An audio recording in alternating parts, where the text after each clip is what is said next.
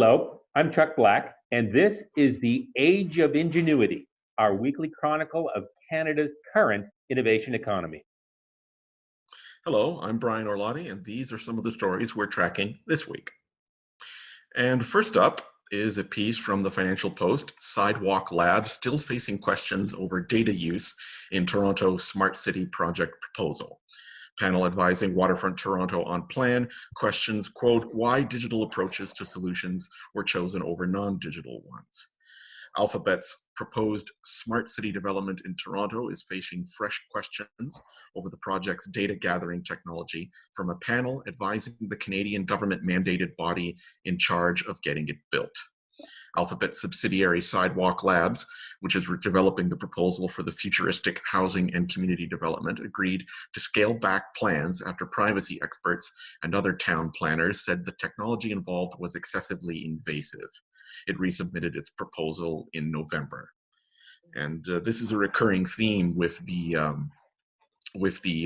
smart city being proposed for Toronto's eastern waterfront.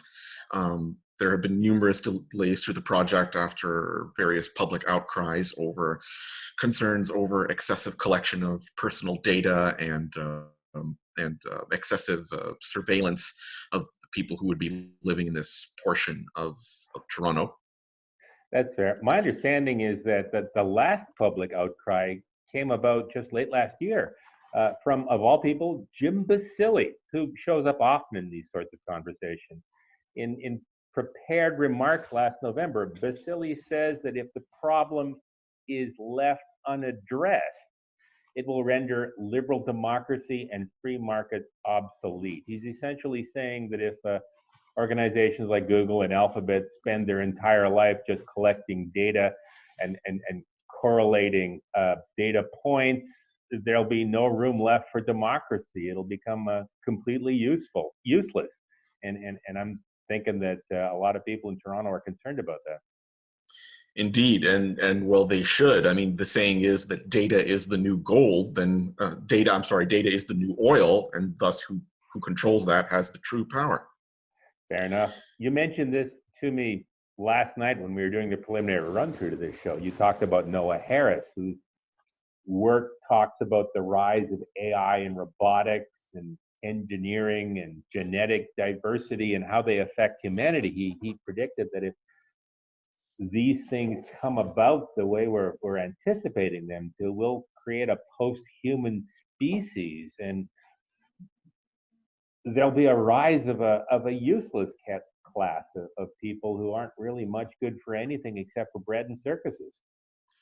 Indeed, that is one of the central themes of his various works. Yuval Noah Harari, he's a Israeli professor of history, and he's become quite a celebrity in the last 4 or 5 years. He's become something of a prophet for Silicon Valley in the States. Barack Obama personally recommended his first book, *Sapiens*, and that is one of the dominant themes of his writing. And the whole idea of post-humans is not completely new, but his argument is that we are now in the age that could enable that.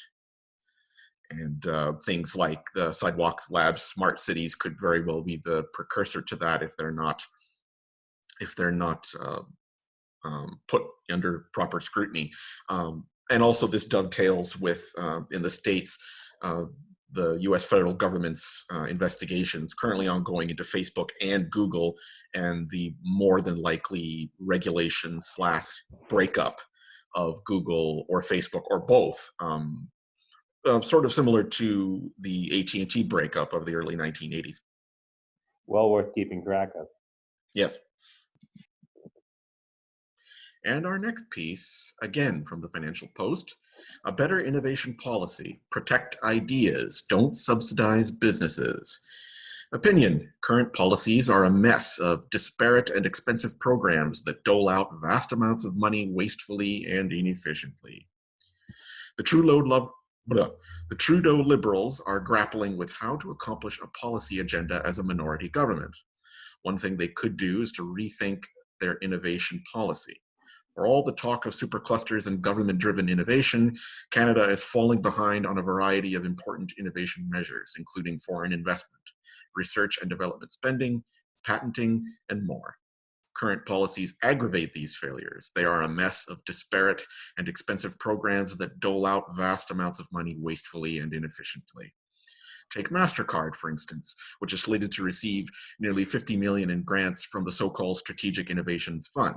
Allegedly to create jobs and spur innovation, it is obvious pork barreling. MasterCard is a highly profitable global behemoth with $12 billion in annual revenue. It needs no Canadian taxpayer money. Now, that's an important point to make, but it's not quite the whole story, because on this point with MasterCard, not 2 weeks ago, there was an announcement that MasterCard would be spending $510 million Canadian to establish a new cybersecurity center in Vancouver, with the federal government kicking in about $49 million of its own money. So in that case, yes, the government is kicking in, but in that case, MasterCard is putting in the lion's share of the cash. So it's not always as clear cut. This goes to a broader perception. My understanding, talking to people in the Liberal government, is that they want to set up a system where the government provides incentives for private industry to invest their money. So one single announcement of one single grant from one single organization very rarely tells the whole story. Is that what you're saying? Yes, and to call it pork barreling, it's rather disingenuous, because I mean, you could slap that label on lots of things. I mean, General Fusion out in Vancouver, I mean, they've received tens of millions in funding from the federal government, from the Canadian Infrastructure Development Bank, but also from many foreign investors. I mean, is that pork barreling? I understand that's a difficult question to answer. I also think this goes back to our interview last week with Russ Roberts, who was talking about how the government can say one thing, especially as it relates to something like shred credits, but the implementation of the program makes a big difference in whether or not it's effective at fulfilling the requirements the government outlines and the expected results that business hopes for. Yes, and in the end, that is the real metric that counts, success. Absolutely. And our last story is a piece from Yahoo Finance. Bell Telus threatening CRTC on investment cuts is part of the playbook, experts say. Bell and Telus have threatened the CRTC of major investment cuts should there be regulatory changes by mandating MVNOs. This is known as mobile virtual network operators. This is telecom industry jargon. Industry analysts say it's a page from the, quote, playbook, and carriers will just adjust their businesses to please investors. The Canadian Radio, Television and Telecommunications Commission, CRTC, is currently undergoing a regulatory hearing on whether to mandate mobile virtual network operators, wholesale service providers, which started on February 18th. On February 19th, Bell CEO Mirko Bibic said if regulatory conditions change, there will be an impact on capital expenditure or on expenses, sales, salaries, advertising, retail experience, in order to, quote, deliver to shareholders who provide us with $4 billion in capital, end quote.